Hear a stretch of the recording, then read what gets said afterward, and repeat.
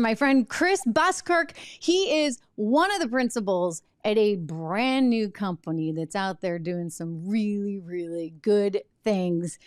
If you haven't heard of it, it's 1789 Capital, and it stands for something, a whole lot of things, but we'll start first with 1789. Hey, Chris, good to see you. Hey, good to see you too. So there's significance, is there not, behind the choice of 1789 Capital?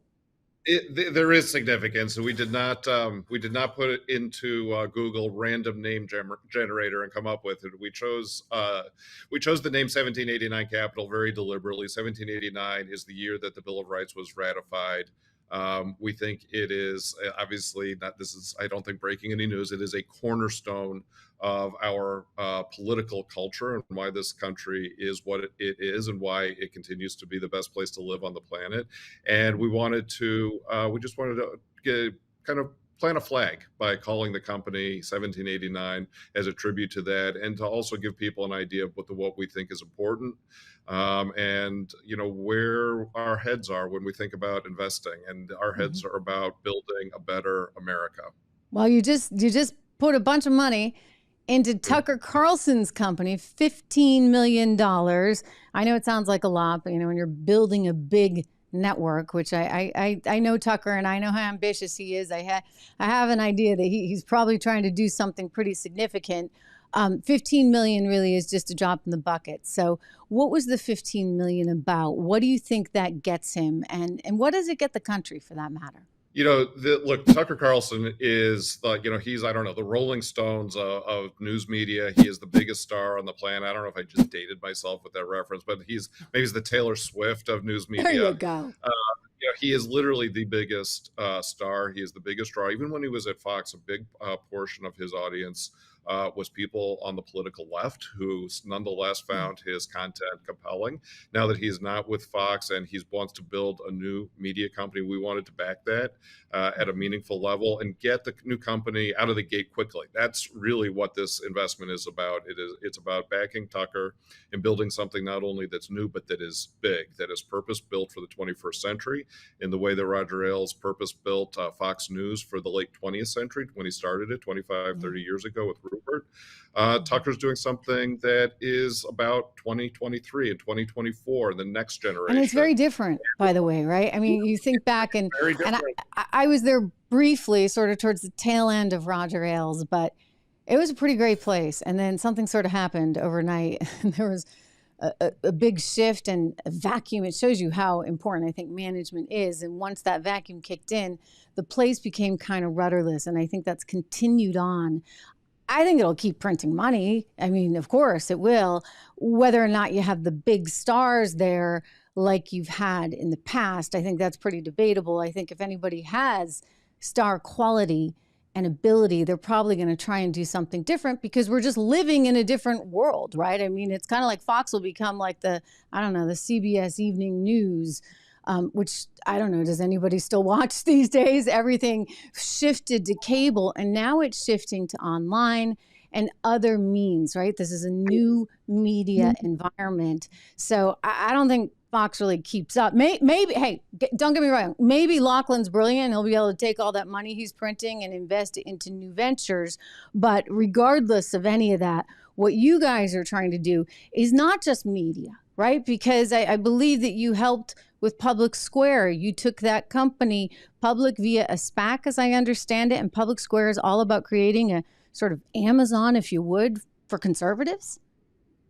Well, for the whole country, really, and that's part of the thesis here. Is my partner in 1789 Capital, Omeed Malik, he had a SPAC, and that was the vehicle through which Public Square became a public company on the New York Stock Exchange about 2-3 months ago. It was in July of this past summer. And what Public Square is building there is something really, really interesting. It is a company that is unapologetically patriotic, but that it's a marketplace for all kinds of businesses, big and small, who don't want to have everything about their businesses be political. Now, some of them will be, and that's fine. But the point is that it is a neutral marketplace. Neutral in the sense of I'm old-fashioned. I think being pro-America is the neutral position.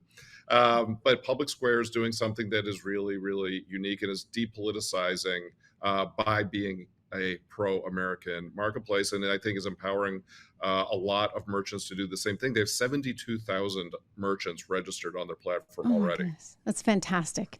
Fantastic. Is there precedent for anything like this? I mean, obviously not like in the political space, but I mean, if you go back through the history of the United States of America and you look at the enormous success, right, that we enjoy, the highest per capita income, the largest economy in the world. We've gotten there through a lot of sweat equity, right? And a lot of good policies and a lot of entrepreneurship, a lot of wonderful values, frankly, that I worry sometimes we're losing. If you look at that precedent, what has anybody ever tried anything like this in any way, shape, or form before? Yeah, there's some super interesting examples in American history of sort of out of favor, disfavored groups banding together and sticking together. And part of what they wanted to do, and quite honestly, what they had to do, was to build businesses that served their communities. You see this for sure in the Black America throughout the late 19th and early 20th centuries. Like that, there was, and this obviously was wrong, but it was not possible for Black Americans to be fully integrated into the broader economy. And so what happened was they built their own businesses, built their own banks, they built their own manufacturing companies. Eventually, and colleges, right? And they made sure that their kids are getting educated. And colleges. No, 100% right. You see that with immigrant groups that came to the country later as well, for any number of reasons. We're in the process of integrating. We're living together. As immigrant communities, built their own businesses. Eventually, some of those businesses went on to become great American businesses that we all now, they're household names in some cases. But what happened is they were incubated inside of these very close-knit, intentional communities. And there's something, I think, maybe akin to that going on with Americans who are pro-America, who are aligned with the political right. It's so interesting. I mean, even I was watching my big fat Greek wedding the other night. I did like 1, 2, and 3 because the third one's out now too. But what struck me was just sort of the whole family, right? Like being so connected, and they're all helping each other. And this one's got the dry cleaning business, and this one has the diner, and this one's, and it struck me as just interesting when you talk about immigrant communities, because you have seen that, right, here in America, where people kind of band together and they help one another. And that sense of community is so incredibly important and valuable. And you mentioned, sort of post-Civil War era. And I mean, it's a weird comparison because we're not in any way, shape, or form saying that any of that was good, that segregation. But what's interesting to me is that happened out of necessity. And those people took sort of a bad circumstance, right? And they turned it into something that worked for them to a certain extent. I mean, again, not to condone any of it, but one could argue that the 1960s and, the welfare and Lyndon Johnson, all of that actually was problematic in other ways, I think, for Black America. But what you saw was a community that said, okay, well, if you don't want us, we want us. Right. And we're going to build. And that's really at the heart of the American spirit, which is truly admirable, is that people have the idea, and it's right, that they can, if they don't like something, they're not being served, they're being treated badly, they'll just build their own thing and they'll make it better, and they'll do it the right way. And that at 1789 Capital, I mean, that's really what we see going on. Honestly, it's going on independent of us. What we want to do is we want to help these companies to level up. And so we formed 1789 as a way of providing institutional capital. And the sort of institutional corporate governance that goes along with that, so that these great companies that are being formed and that are growing, so that they could grow faster, and so that they could be not just the companies that compete with some of the incumbents now, but the ones that replace them. down the road. That's Like I sort of joke is like, people talk about deglobalization. I do all the time because it's happening. And they're like, well, what do we want? Nike to bring back shoe factories from China and start making Nikes in Oregon again? It's like, no, that's not it at all. Actually, what we're doing is we're building next generation technologies. We're innovating. There's a lot of it going on in this country now, and we're going to build the companies and the factories and the manufacturing and the technologies of the future here. And that's what deglobalization is going to be about. That's what it is about, and that's what we're investing in. It's exciting. It's new. It's you're going to get pushback. You've probably already seen some of the pushback, right? I mean, are people trying to paint you guys as one thing? Let's not kid ourselves, right? I mean, Wall Street is what Wall Street is, and you have to be incredibly careful.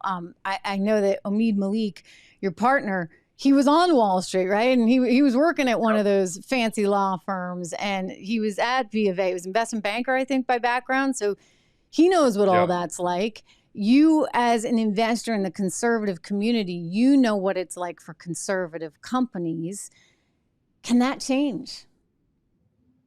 It can change when you build something that is way, way better. And I will tell you this, like as you know, I had this book that came out earlier in the year, and half the book was a critique of what's going wrong in the country. The other half, in my defense, was I was trying to offer some solutions. But I've been a little bit, maybe a little jaded about what's going on in the country. It's always a temptation, which I fight.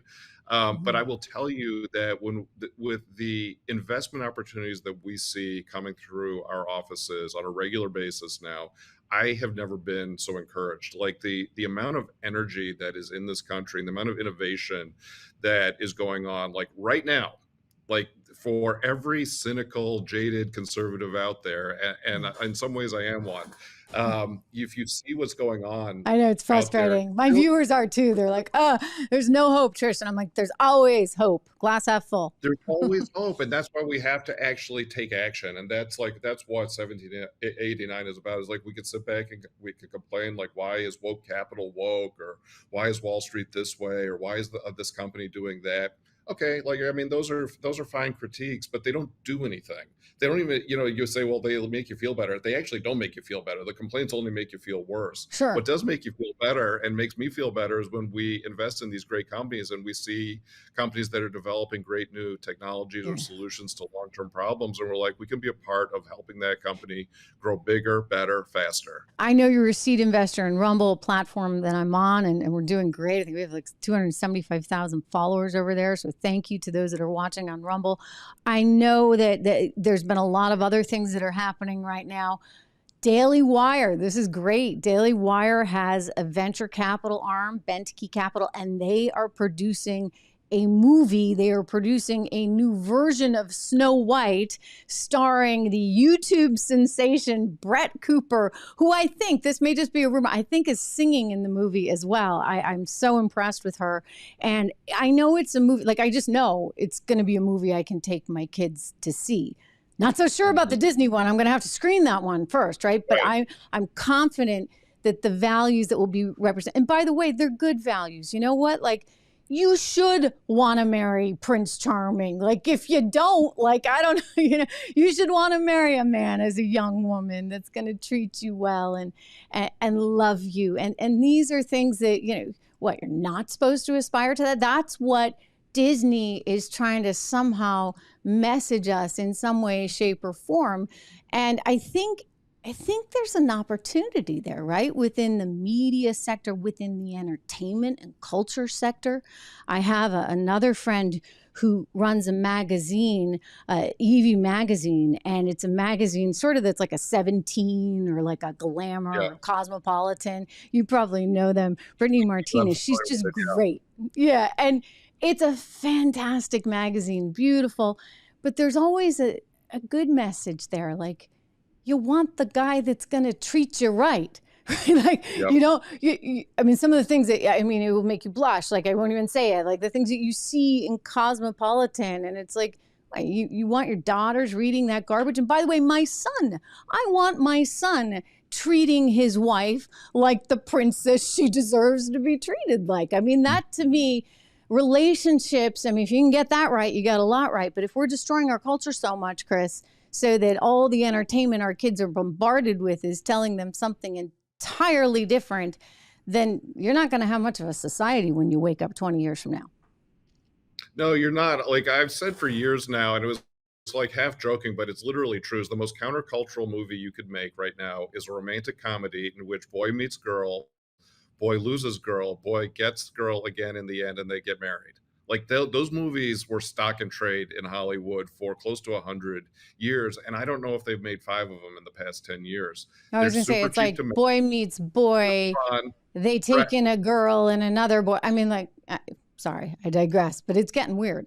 Literally, just any Katherine Heigl movie from the 90s would be like super countercultural right now, and God knows she probably made 20 of them. And then Hollywood's been making forever, and then they just stopped. And I think it's because the people in Hollywood maybe don't even know that storyline anymore. Like Hollywood is, sort of famously out of touch with the rest of the country, and a story as simple as a romantic comedy seems to escape them. But can we change that? Can you guys help change that? Investing in 1789. And by the way, just so people are going to get all excited. They're going to say, how do I do this? How do I do this? You have to be an accredited investor. So that means you got to have some deep pockets. And I know you guys are targeting some people with those deep pockets. And then I think like people, what can they do sort of themselves? I mean, maybe it's go check out Public Square, shop on Public Square, go rent the Disney movie, the non-Disney movie from Ben Shapiro. I mean, start kind of thinking outside the box. Listen to Tucker's show, my show, other shows that are trying to do things that are different.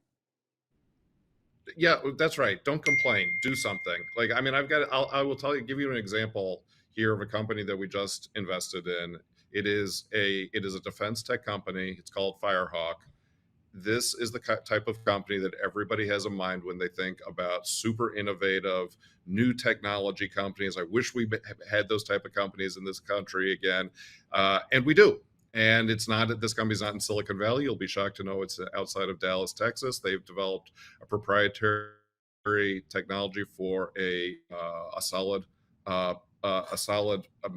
fuel for a missile engine that goes into things like Stingers and Javelins and so forth. And they have something that is just really, really unique. They're growing super fast. And here's the punchline, Trish.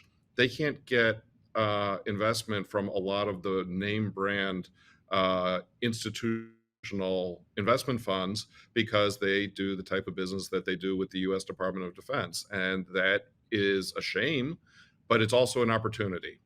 And I think, where we see things that are problems, we should also understand that those are opportunities. Like the fact that some of these big name brand investors are prohibited from investing in a company like Firehawk because they are doing business like they're doing with the Department of Defense. Our government, like the people who are charged with protecting our country, like these investors won't invest in them. That's a problem, but it's also an opportunity. And as a result, we're going to take those opportunities and we're going to build great companies. And like I said, we're going to leapfrog over what these incumbents are doing. We're going to build stuff that's better. It's so smart. I mean, small scale version of that. A friend of mine, the day the whole Dylan Mulvaney thing happened, like I want to say it was like April 1st or something, March 31st, with Budweiser, very storied brand, no longer really an American company. It was bought by a Brazilian beer company and merged with a company overseas as well.